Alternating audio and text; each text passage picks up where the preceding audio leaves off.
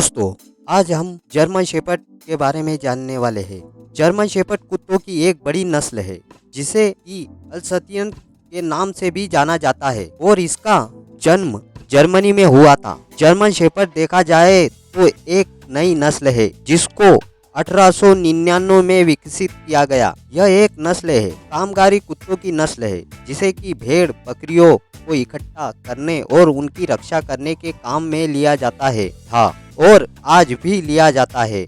आज इनकी चतुराई, समझ और आशाकारीपन और कहीं अन्य कारणों से भी पूरे विश्व में पुलिस और सेना में काम में लिया जाता है। इनकी आशाकारीपन की वजह से ही यह सबसे ज्यादा पाले जाने वाली कुत्तों की नस्ल बन गई है। दुनिया भर में कुत्तों की एक से बढ़कर एक नस्ल है, लेकिन इसके बावजूद जर्मन शेपर्ड का जो रुतबा है वह किसी और में नहीं है। यही वजह से कि आज भी यूरोप और एशियाई के ग्रामीण इलाकों से लेकर बड़े शहरों और इलाकों और खोजी दस्तों की पहली पसंद जर्मन शेपर्ड ही होता है। आइए दोस्तों, जर्मन शेपर्ड के कुछ मूल जान ले। यूरोप में सन 1800 में कुत्तों की नस्ल को मापदंड के अनुसार विकसित करने की शुरुआत की गई।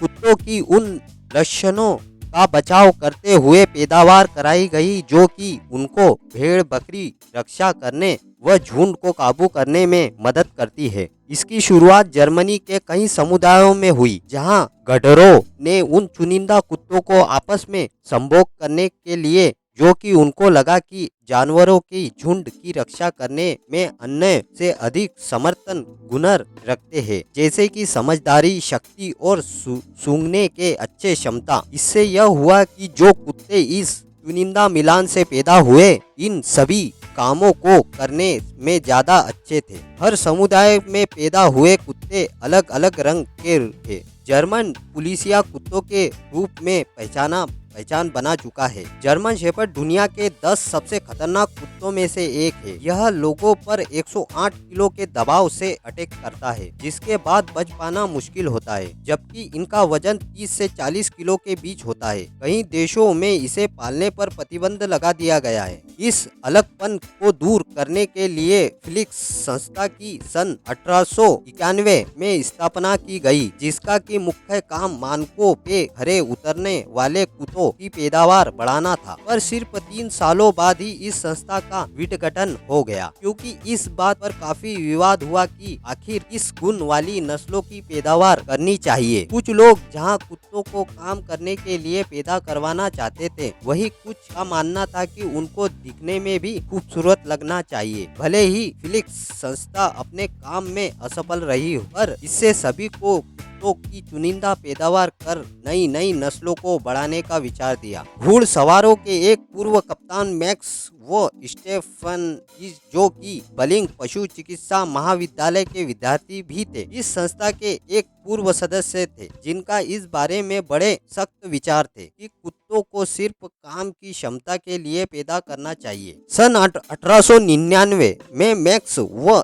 स्टेफन एक कुत्ते के प्रदर्शन को देखने गए, जहां पर एक कुत्ता दिखाया गया जिसका की नाम हेक्टर लिंक्सरहीन था। हेक्टर ऐसे कई कुत्तों का वंशज था जिन्हें की चुनिंदा पैदावार कर हासिल किया गया था और जिसे की स्टेफन मानते थे कि कामगारी कुत्तों को होना कितना शक्तिशाली है, और इसकी समझदारी और आशाकारीपन ने भी उन्हें इतना प्रभावित किया कि उन्होंने तुरंत खरीद लिया। उसे खरीदने के बाद उन्होंने उसका नाम होरड गाफिया रखा और उन्होंने जर्मन शेपर्ड कुत्ते की संस्था की स्थापना की। होरड को सबसे पहले जर्मन शेपर्ड कुत्ते के रूप में घोषणा की गई और वही संस्था के नस्ल प्रयोजन और पंजिका में सबसे पहले जोड़ा गया। होरड जल्द ही संस्था के प्रयोजन कार्यक्रमों का जरूरी हिस्सा बन गए और इसका अन्य मादा कुत्तों के साथ प्रयोजन कराया गया, जो कि खास लक्षण रखती थी। होरड के कई पिल्ले पैदा हुए। सबसे कामयाब पिल्ला हेक्टर व रुगबैन था। हेक्टर होरड के ही अन्य